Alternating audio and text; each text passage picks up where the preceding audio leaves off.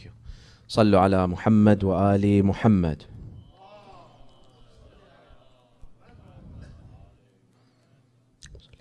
Second salawat for the love of Fatimah al-Zahra alayhi salam.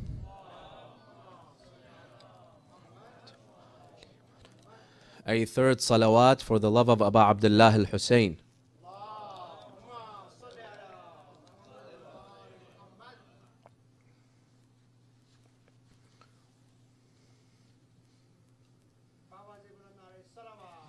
اللهم صل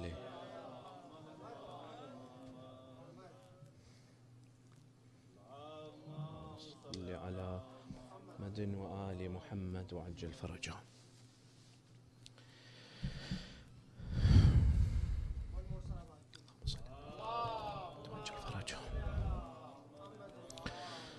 بسم الله الرحمن الرحيم. صلى الله عليك يا رسول الله. صلى الله عليك وعلى أهل بيتك المظلومين.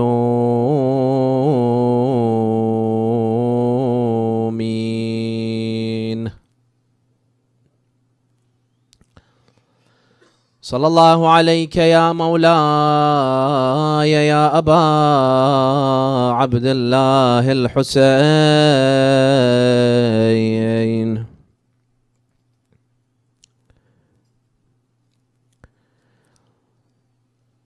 Peace be upon you,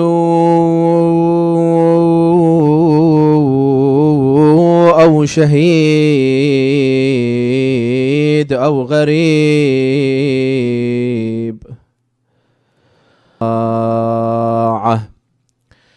Illuminate your hearts and majalis with a loud salawat for Muhammad and Al Muhammad. Respected brothers and sisters, Assalamu alaikum wa rahmatullahi wa barakatuh.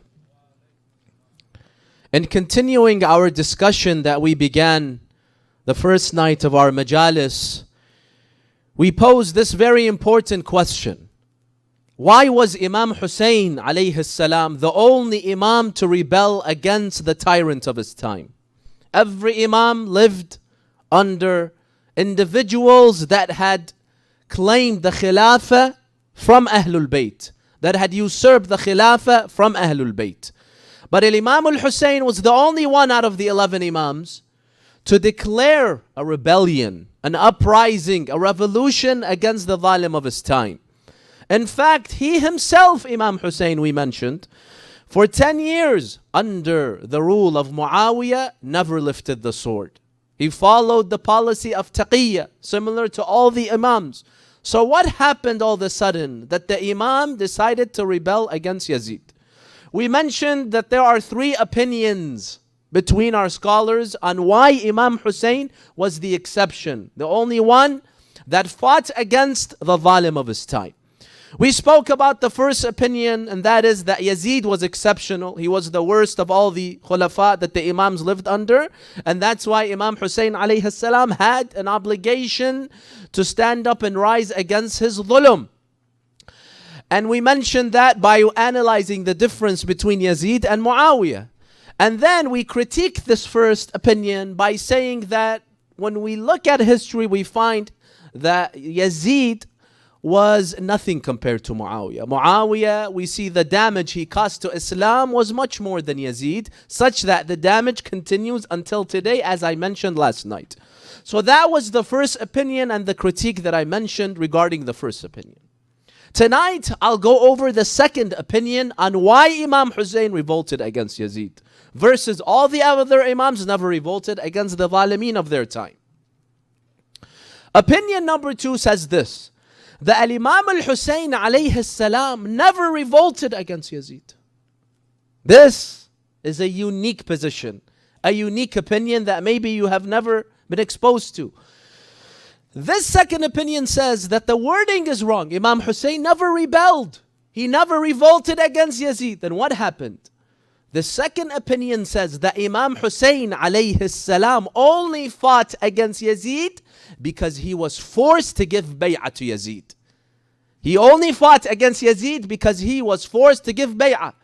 All the other Imams of Ahlul Bayt were not forced to give bay'ah, thus they never fought. Imam Hussein was the only Imam that was forced to give bay'ah or be killed. That's why he fought. Not because he wanted to revolt, not because he wanted to rebel and hold an uprising against the zalim of his time. The only reason he fought was to escape giving bay'ah to Yazid. We mentioned, if you remember, that the Imams have a policy, the Imams of Ahlul Bayt, that they follow taqiyya. Meaning what? Taqiyya means that we do not publicly oppose the zalim. That means that we do not what? We do not rebel against the zalim. But in no way would the Imams pay allegiance to the zalim. There's a difference between staying silent, not rebelling, not revolting, and giving allegiance. The Imams, they would do taqiyya, meaning they would not revolt.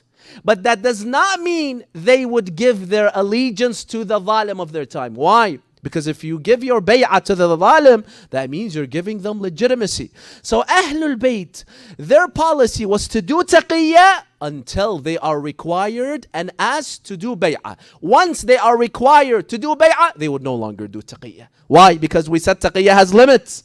The Imam can never give bay'ah to someone that is a zalim, someone that is filling the position of the Imam.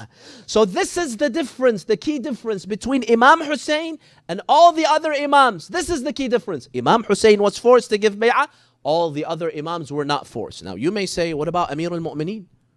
Amir al-Mu'mineen, after Rasulullah died, wasn't he forced to give bay'ah to Abu Bakr? Why didn't Imam Ali fight until he was killed, similar to Imam Hussein? Why didn't Imam Hussein follow the sunnah of his father? When Imam Ali was forced to give bay'ah, khalas, he was forced for the sake of Islam. He said, fine, I'll give bay'ah. Why did Imam Hussein say, no, I will not give bay'ah? To the extent that he was willing to die just to not give bay'ah. Someone may raise this question. The second opinion, these ulama, they say, let's come and analyze this entire issue. The fact that Imam Ali gave bay'ah to Abu Bakr. This may be an opinion that you have not heard before. These ulama say that when we come and analyze the fact that Imam Ali alayhi salam gave his allegiance to Abu Bakr or not, we would realize that Imam Ali alayhi salam, regarding this topic, there's different opinions. When we come to Sunnis, for example, the Sunni school of thought, the majority believe that Imam Ali, for 6 months, did not give his bay'ah to Abu Bakr. After 6 months, when Fatima died, he went and he gave his bay'ah to Abu Bakr. And they refer to a hadith that Aisha narrates in Bukhari, that Imam Ali resisted giving bay'ah for 6 months. After 6 months, when Fatima died, then he called Abu Bakr. He told him, I want to give my bay'ah. So Abu Bakr told him, come to the masjid. He went to the masjid. He went on the minbar and he declared his public allegiance to Abu Bakr. This is the hadith in Bukhari and Muslim. Can we accept this hadith? No. Why? Because when you look at who narrates this hadith from Aisha, who narrates this hadith from Aisha? Urwa ibn al-Zubayr. Remember last night what we said about Urwa ibn al-Zubayr? We said Ibn Abi al-Hadid, the famous scholar, 1,000 years ago, he said Muawiyah formed a council of fabricators. He would pay people to fabricate a hadith against Ahlul Bayt. Urwa ibn al-Zubayr narrates this hadith. Can we accept this hadith, yes or no? Urwa ibn al-Zubayr was filled with hatred and animosity against Ali ibn Abi Talib, such that he would narrate a hadith against Imam Ali, against Fatima, even against Rasulullah. Remember last night? We said the hadith that Rasulullah told Quraysh, I have been sent to kill you, to slaughter you. Who narrates it? Urwa ibn al-Zubayr. Another hadith, Al-Hakim, Al-Nisaburi, Sunni scholar. In his book, Authentic Hadith, he narrates one day that Urwa ibn al-Zubayr was telling a hadith to the people during the time of Imam Zain al-Abidin. What was he saying? He was saying that I heard Rasulullah, or he was narrating from Aisha, that Aisha heard Rasulullah say that the most one from my daughters that I love is Zainab. The one that I love out of my daughters the most is not Fatima, it's Zainab. Al-Hakim says, Imam Zain al-Abidin heard Urwa ibn al-Zubayr saying this nonsense. He summoned him, he called him, and the Imam, he rebuked him. He told them, what is this nonsense that you're saying? He says, Urwa ibn Zubayr, he got afraid and he said, I promise to never say this again. This is what? Hakim al-Nisaburi, Sunni Hadith, Sunni book. And he says it is Sahih. Urwa ibn Zubayr filled with hatred against Ahlul Bayt. So obviously, you find that we cannot rely on a hadith that Urwa ibn Zubayr narrates when he's filled with animosity that says Imam Ali gave his bay'ah to whom? To Abu Bakr willingly. So this is what? This is the Sunni position that he gave bay'ah. What about the Shia position? The proponents of this second opinion, they adamantly and unequivocally say that Imam Ali never ever gave bay'ah to Abu Bakr. Never. And who do they cite? They cite one of the greatest ulama of the school of thought of Shia, Al-Shaykh Al-Mufid. Al-Shaykh Al-Mufid, who lived 1,000 years ago in the beginning of Al-Ghayb Al-Kubra, is one of the greatest ulama of the Shia, such that it is said, there are reports that Imam Mahdi, Al-Imam Al-Mahdi, Ajjalallahu Farajahu Sharif, sent him 2 letters in the Ghayb Al-Kubra. He was praising Al-Shaykh Al-Mufid and he called him Al-Mufid. Al-Mufid is the one that contributes, the one that benefits his society. He called him the Mufid. Al-Shaykh Al-Mufid, in one of his books, Al-Fusul Al-Mukhtara, he speaks about the bay'ah of Imam Ali alayhi salam. He says, as for Sunnis, most of them believed after 6 months he gave the bay'ah. And then he says, as for the Shia school of thought, he says the muhaqqiqun of the ulama, meaning the researchers, the ones that have done research and thought, the real ulama, the greatest ulama of the Shia school of thought, all believe that Imam Ali never ever gave his bay'ah to Abu Bakr. Not for a single minute. Imam Ali never gave his bay'ah. This is what Shaykh Al-Mufid says. And then, for 4 to 5 pages, he proves his point. Shaykh Al-Mufid, that Imam Ali never gave his bay'ah. Don't listen to whoever tells you that he gave his bay'ah. Even if those people say that Abu Bakr forced him or Umar forced him, Imam Ali did it for the benefit of Islam. This is all false. Imam Ali never gave a bay'ah. No Imam ever gives bay'ah to anyone. Why? Because he is the Imam. He is the Khalifa. How can he give allegiance to someone else? So Shaykh Al-Mufid cites this. Now, you may say there are ahadith, Shia hadiths, that indicate Imam Ali did give bay'ah, but under coercion. He was forced. They threatened to kill him. Anyway, they replied to this second opinion. They replied to this by saying all these ahadith are unreliable.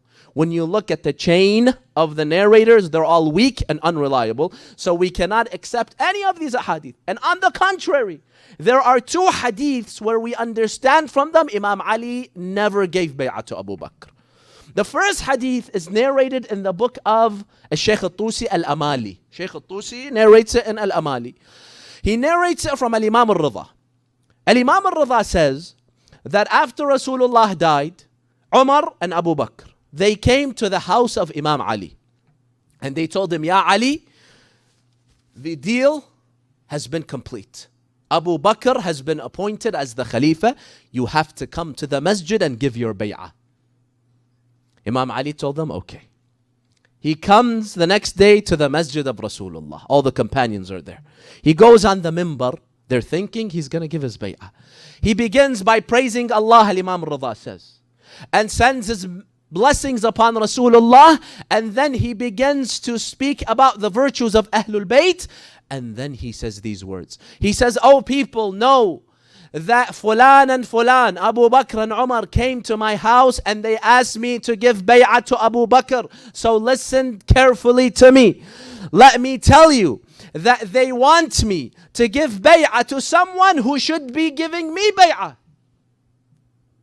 They want me to give bay'ah to Abu Bakr. It should be the other way around.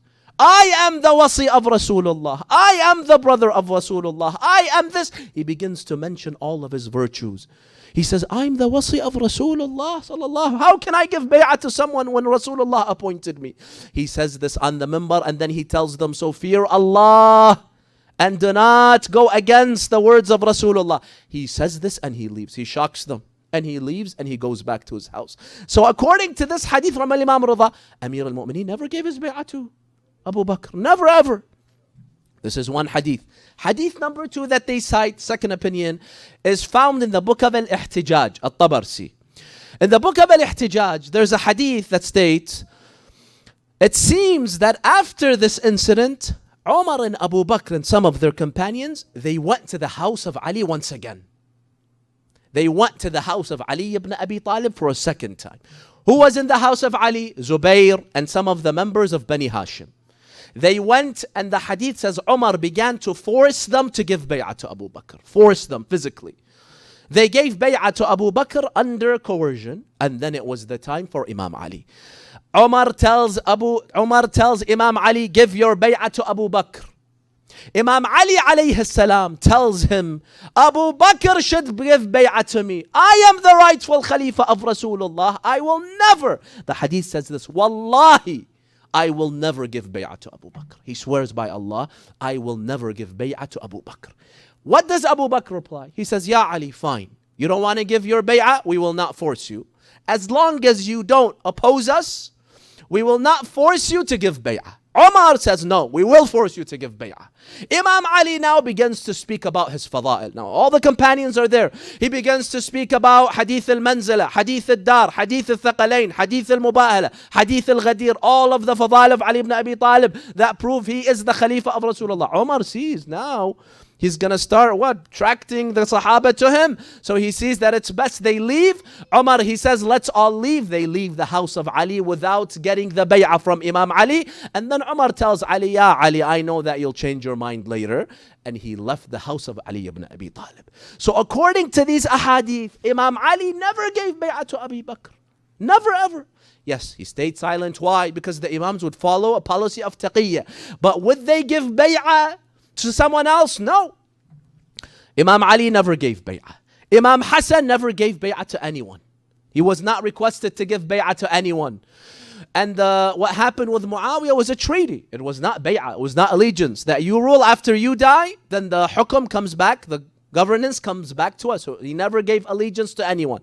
And Imam Zainul Abidin, there is a hadith that you find in our books that says Yazid came to Medina, the city of Medina, and he asked Imam Zainul Abidin to give allegiance, and he gave allegiance. Our ulama say this hadith is fabricated. Why?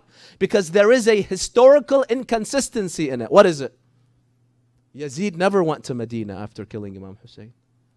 Yazid, by all accounts, all historians say he never went to Medina. So this hadith that says Yazid went to Medina and he told Imam Zainul Abidin, give me your bay'ah, and he gave bay'ah, this is false. Someone fabricated this. Yazid never went to Medina. Imam Zainul Abidin was never requested to give bay'ah. He never gave bay'ah. Imam al-Baqir, al-Sadiq, even Imam al-Rida, when he was taken by Ma'mun to Khurasan, he was never asked to give bay'ah. Ma'mun told him, I want to make you the crown prince. The Imam told him, as long as I have nothing to do with the government, I will not be involved in any policies and I will not take any action. So just the only Imam that was forced to give bay'ah, or else he would be killed. When the Imam is forced, any Imam, to give bay'ah, this is when the Imam can no longer do taqiyya. This is when he has to take out his sword and fight the enemies. This is why Imam al-Hussein fought against Yazid. It's because Yazid forced him to give bay'ah, or else he would die. And I mentioned this in the first night. We'll go over it again. Muawiyah dies. Yazid becomes his Khalifa. He sends a letter. Al-Mas'udi, famous historian, mentions this in his book. He lived during the time of Imam al-Hadi Askari and parts of Al-Ghayb al-Sughra. Al-Mas'udi says, Yazid ibn Muawiyah sent a letter to his governor in Medina, Al-Walid ibn Utbah. He told him, go after three people, Hussein, Abdullah ibn Zubayr, and Abdullah ibn Umar, and make sure that they give their bay'ah to me. Extract the bay'ah from them. And if they refuse, Al-Mas'udi says, if they refuse, kill them and send their heads to me. Kill them and send their heads to me. Al-Walid calls Imam Hussein at night to his house. He shows him the letter. He says, look, these are the orders. You have to give bay'ah to Yazid. Imam Hussein says, you want me to give bay'ah here or publicly? He says, no, publicly. Tomorrow in front of everyone on the mimbar, just like Abu Bakr and Umar requested from Imam Ali alayhi salam. He says, you have to give me the bay'ah publicly in front of people, so that it is what? So that it is legitimacy to Yazid, so that Yazid can say, Hussein gave me bay'ah, so I am the rightful Khalifa. Imam Hussein, this is where he said those words that I mentioned a few nights ago, where Imam Hussein told him, look, Yazid is someone who drinks alcohol. He is someone who kills. He is someone who's publicly commits haram. And I am Hussein, grandson of Rasulullah. I'm from a pure family. وَمِثْلِي لَا يُبَايَعْ مِثْلَهُ. Someone like me can never give his allegiance to someone like Yazid. So he tells him, I'm sorry, I can't. But then he tells him, let's wait until tomorrow and see what happens.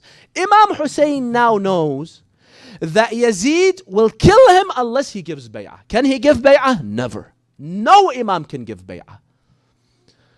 What does Imam Hussein do?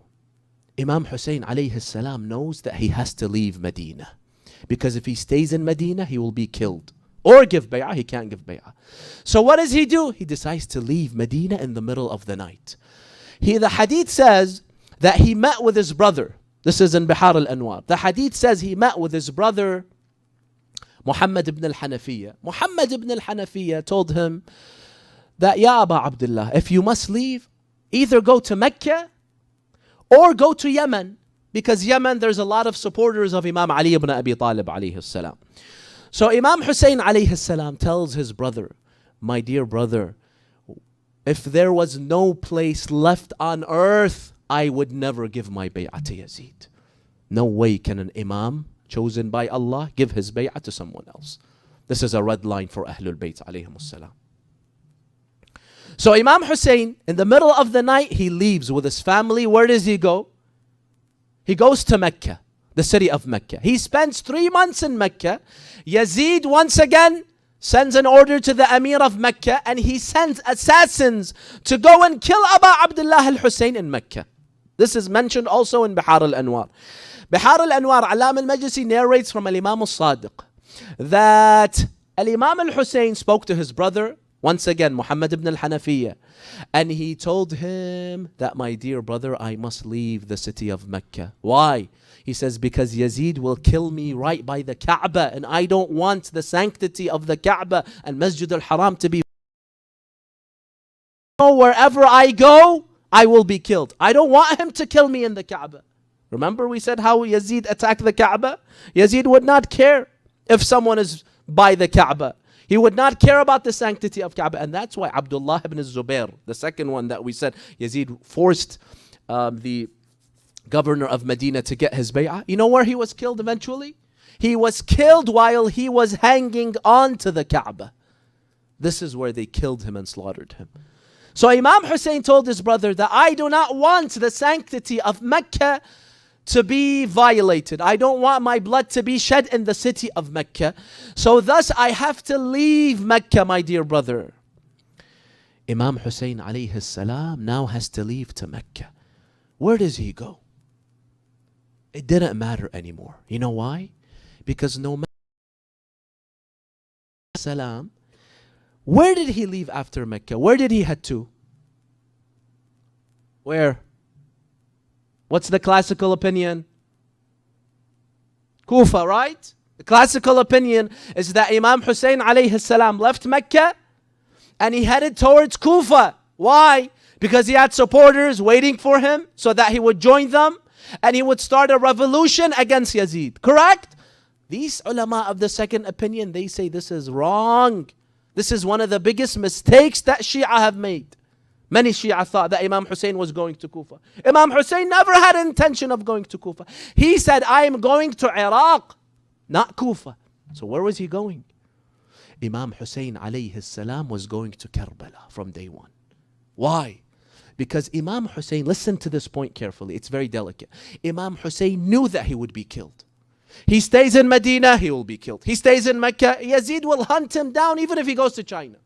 He knows that he will be killed where Allah had destined for him to be killed.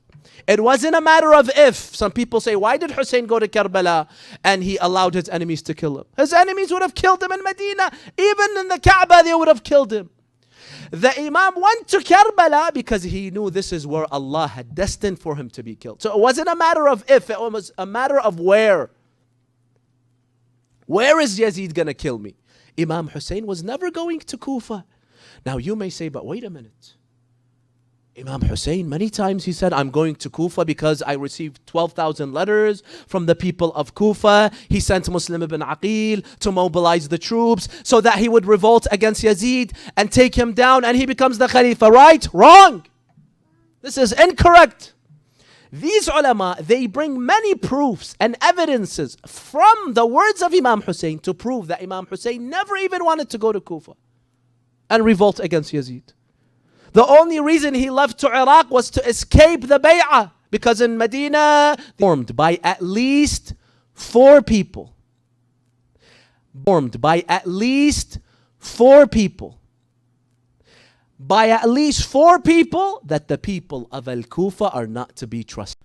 Why would Imam Hussein go to Kufa when he's being informed constantly over and over again that you do not have companions and supporters in Kufa? Why would he go there? Someone wants to make a revolution and he is told that you have no one to support you there. Why would he go to Kufa? He had no intention of going to Kufa. He was going to Karbala from day one. What's the evidence? Who are these individuals? At least 4 people. Number 1, the first individuals, the 2 individuals that informed him, as who mentions At-Tabari. At-Tabari, there's a Sunni Tabari and there's a Shia Tabari. They lived similar, almost the same time. The Shia Tabari alim, he mentions in his book Dala'il al-Imama, he mentions that 2 individuals, one of them Al-Waqidi, another one Zurara ibn Salih or Khalaj. They heard Imam Hussein is going to Iraq. They heard Imam Hussein is going to Iraq, to Kufa. So they came to Imam Hussein and they told him, Ya Aba Abdullah al-Hussein, we were just in Kufa and we can testify that the people of Kufa are not to be trusted. Don't rely on them. Why? They said these words. They said, قُلُوبُهُمْ مَعَكْ وَسُيُوفُهُمْ عَلَيْكَ.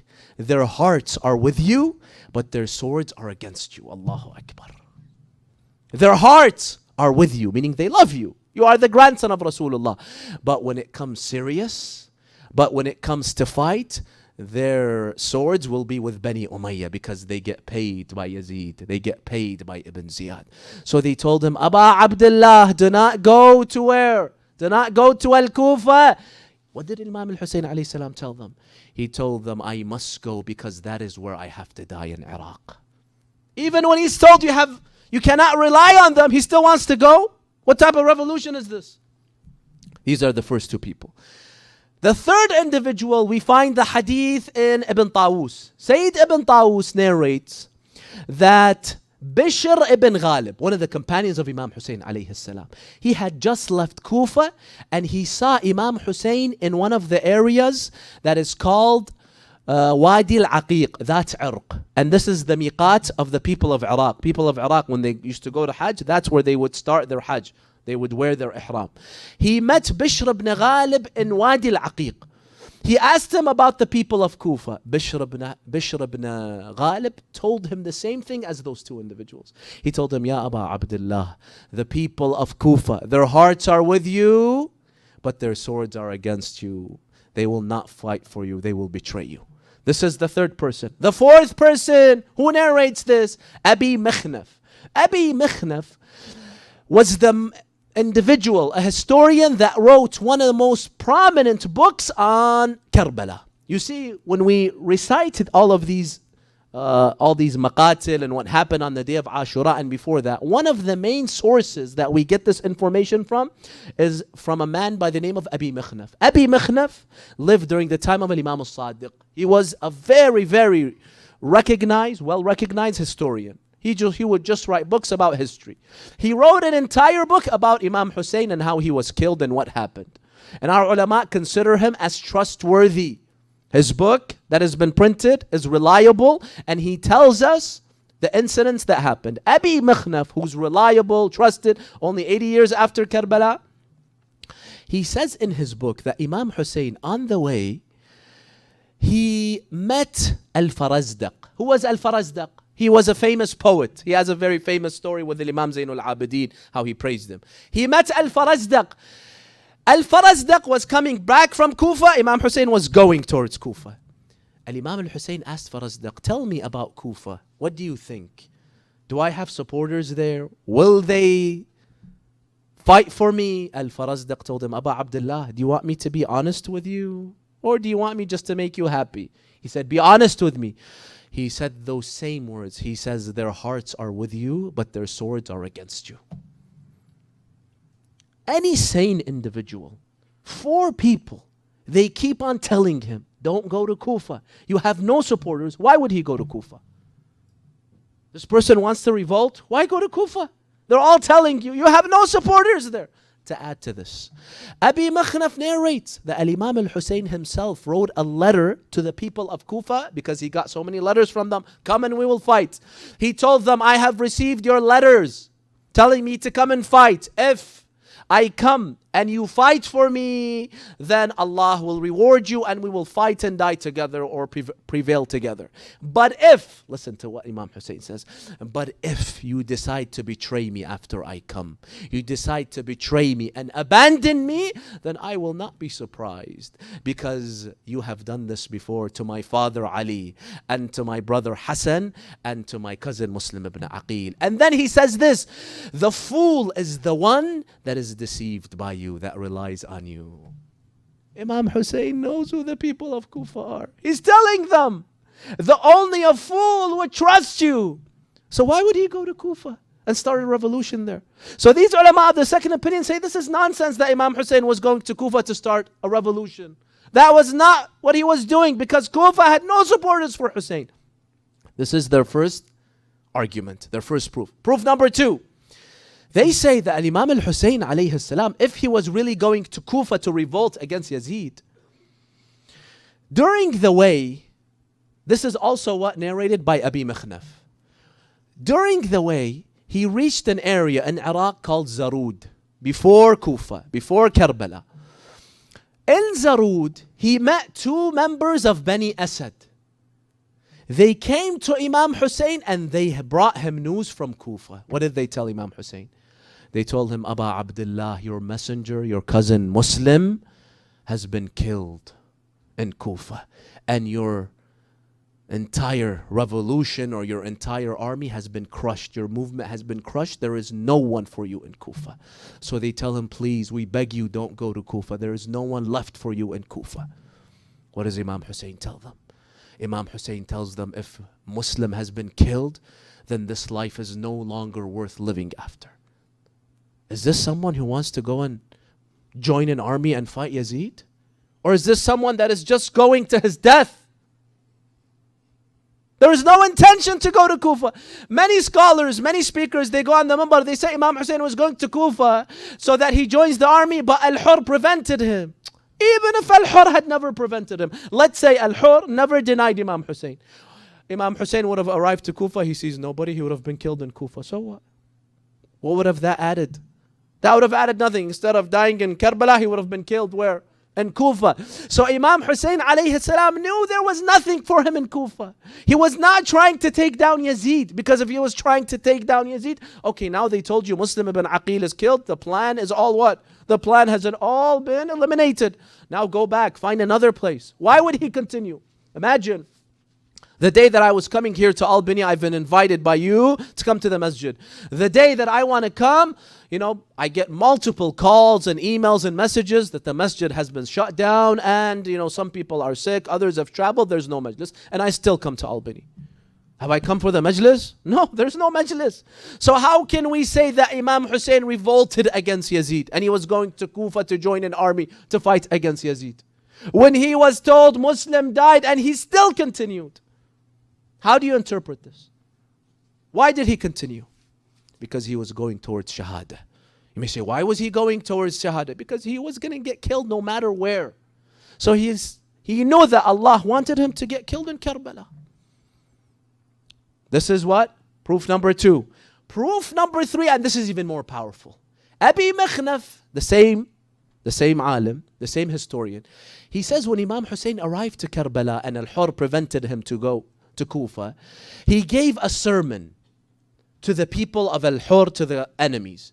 What did he say?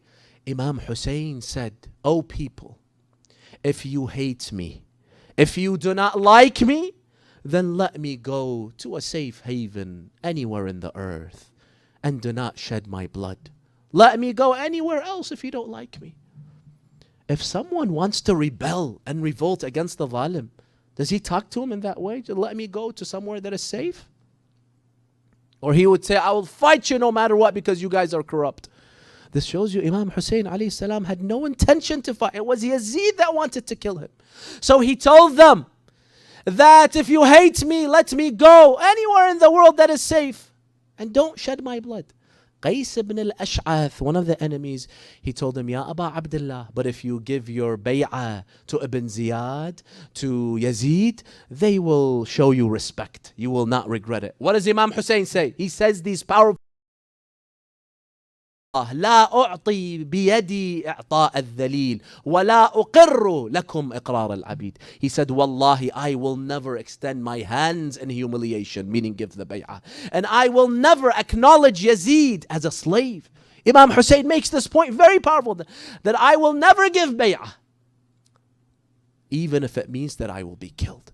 So why did Imam Hussein decide to fight? Because they were forcing him to give bay'ah. That was the only choice he had. This is number 3. Number 4, even more powerful. As-Sayyid ibn Tawus, Al-Ihtijaj, Ibn Asakir. Ibn Asakir, Sunni scholar. All of these narrate that Imam Hussein, when he was in Karbala, he said this to the enemies. He said these words. He said, ألا وإن الدعي ابن الدعي قد ركز بين اثنتين بين السلة والذلة وهيهات من الذلة. You've heard these words of Imam Hussein. What did Imam Hussein say? He said, listen, O enemies. He said that no, Ad-Da'i ibn Ad-Da'i. Who is Ad-Da'i ibn Ad-Da'i?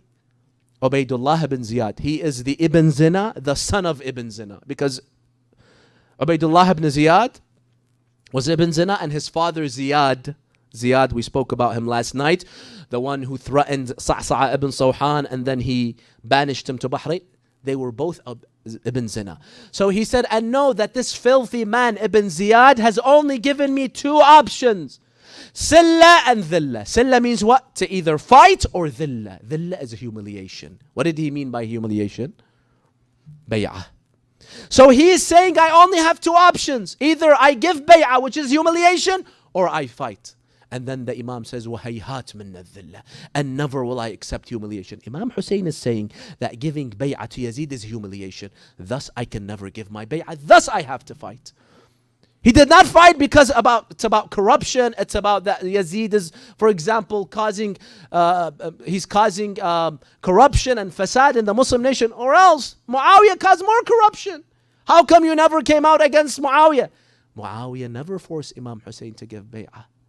Yazid forced Imam Hussein to give bay'ah, so he left him no choice. So Imam Hussein made these words very clear. He said, and know that Ibn Ziyad is forcing me to give bay'ah, or I have to choose death. And he says, I will never choose humiliation. He says, I will never choose to give bay'ah to Ibn Ziyad or to Yazid.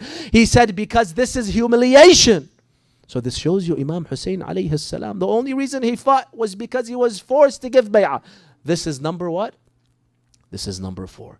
Shows you Imam Hussein alayhi salam never had an intention to start a war, to start a rebellion. It was because Yazid was hunting him. It was Yazid that was chasing him, that was trying to force him to give bay'ah, or else he would be killed. And finally, brothers and sisters, the 5th proof, evidence that they say Imam Hussein alayhi salam, the only reason he fought was to escape bay'ah, so that he does not give legitimacy to Yazid. It's not because he wanted to take down the regime of Yazid. It's not because he wanted to topple the regime of Yazid. They also narrate Abi Mikhnaf. Abi Mikhnaf narrates a hadith from Imam Zainul Abidin, where Imam Zainul Abidin, he tells us about a conversation that took place between Imam Hussein and Bibi Zainab alayhi salam on the night of Ashura. He says, I heard Bibi Zainab alayhi salam crying and lamenting and saying, Ya Aba Abdullah, if you are killed, if you submit to death and are killed tomorrow, we have no one after you, Ya Aba Abdullah al-Hussein. Why have you submitted to death? What did Imam al-Hussein reply? Al-Imam al-Hussein replied with 5 words. He says, my dear sister Zainab, لو ترك القطا لغفى ونام. He says, my dear sister Zainab, I have no choice. He says these words. He says, if the bird was to be left alone, he would sleep. What does that mean? It's an expression that means I have no choice. Yazid is the one that wants to kill me. Yazid is the one that's forcing me to give bay'ah. That's why I have to fight. I have no intention to fight. I have no intention to start a revolution. It's Yazid that's chasing me. He tells Zainab alayhi salam that. I have no choice. So did Imam Hussein alayhi salam of Ashura. He says, I heard my father Aba Abdullah al-Hussein. He went to a corner of the tent. And he was with Joan, the former slave of Abu Dharr, who was one of the shuhada of Karbala. He says, while he was fixing his sword with Joan, he says, I heard my father. Imam Zainul Abidin says, I'm sick, I'm sleeping. He says, I hear my father begins to read lines of poetry that only someone reads who's about to die. Someone who's about to die usually reads such lines of poetry. He says, I heard my father Hussein say, يا دهر أف لك من خليلي كم لك بالإشراق والأصيل من صاحب وطالب قتيل والدهر لا يقنع بالبديل وإنما الأمر إلى الجليل وكل حي سالك سبيلي.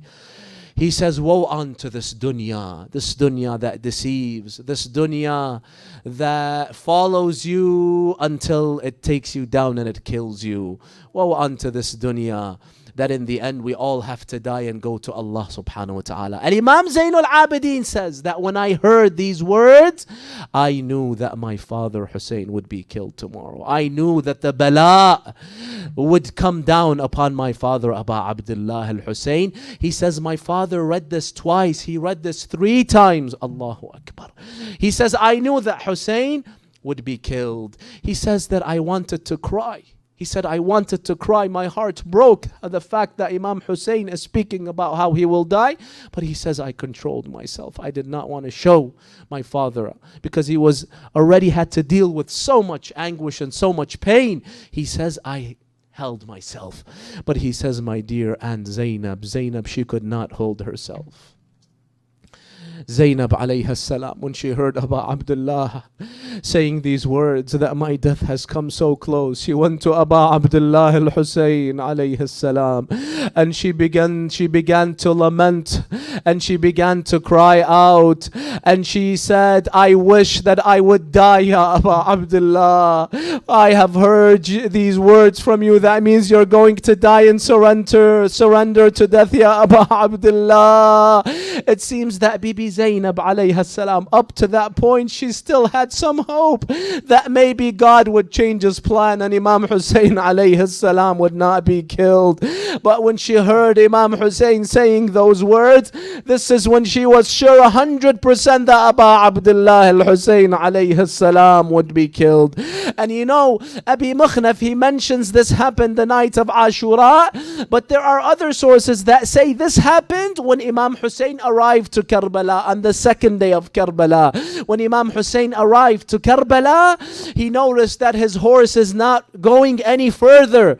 So Imam al-Hussein asked his companions, what is the name of this area? One of them tells him Al-Ghadriyat, another one tells him Nainawa, another one tells him this is called Wadi Taf, until one of his companions, he says Karbala. When the Imam hears the words Karbala, he's been told about Karbala since he was young, this is where you will die. And Imam al-Hussein, he says, Allahumma inni a'udhu bika min al-karbi wal-bala. Ya Allah, I seek refuge in you from karb, trial and tribulation. This is what Karbala means. And then the Imam, he tells his companions, this is where we shall settle. He tells them, Ha huna mahattu rihalina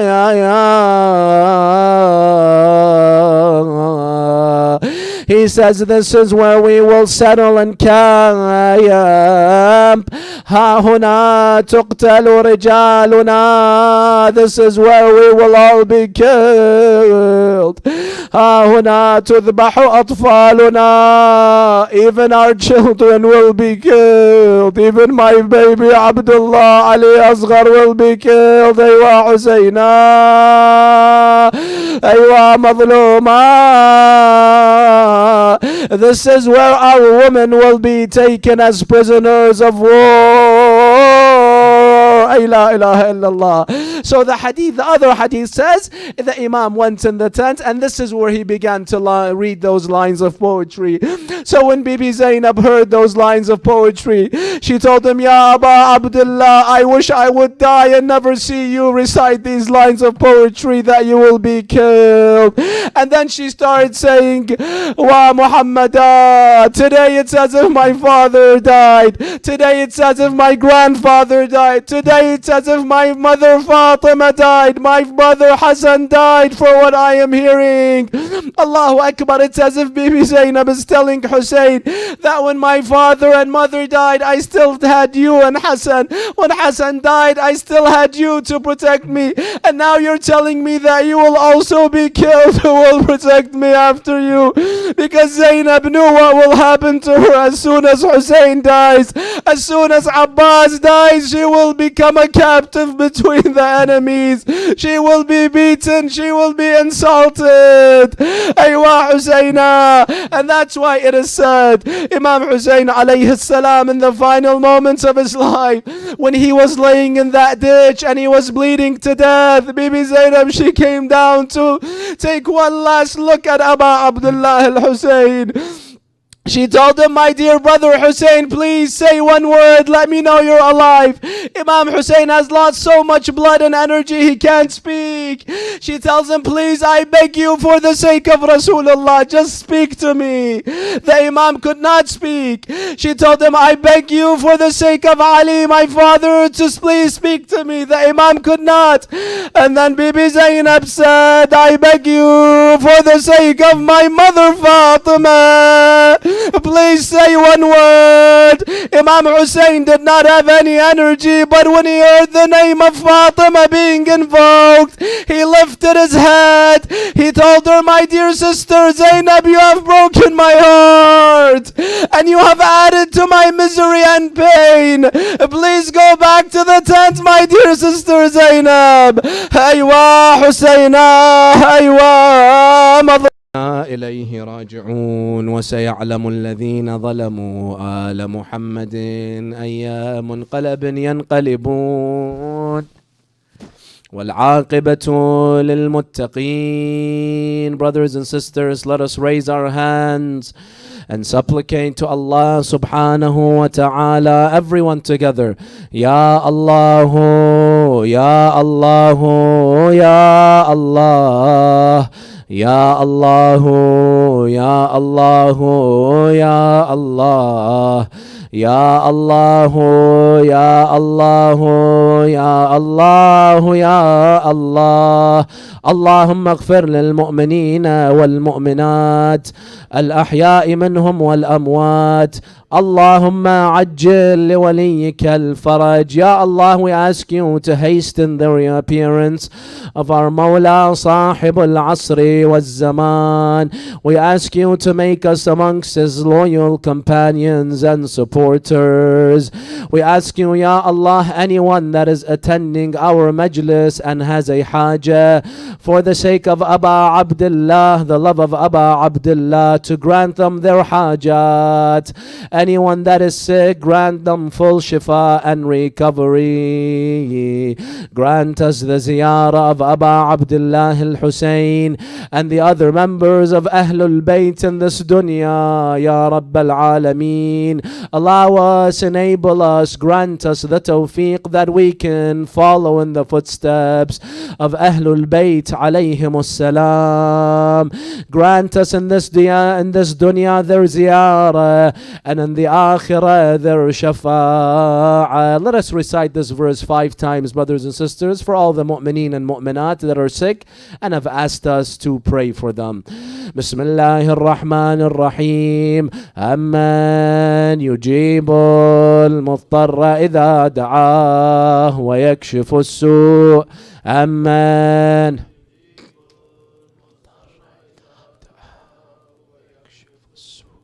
أمن يجيب المضطر إذا دعاه ويكشف السوء.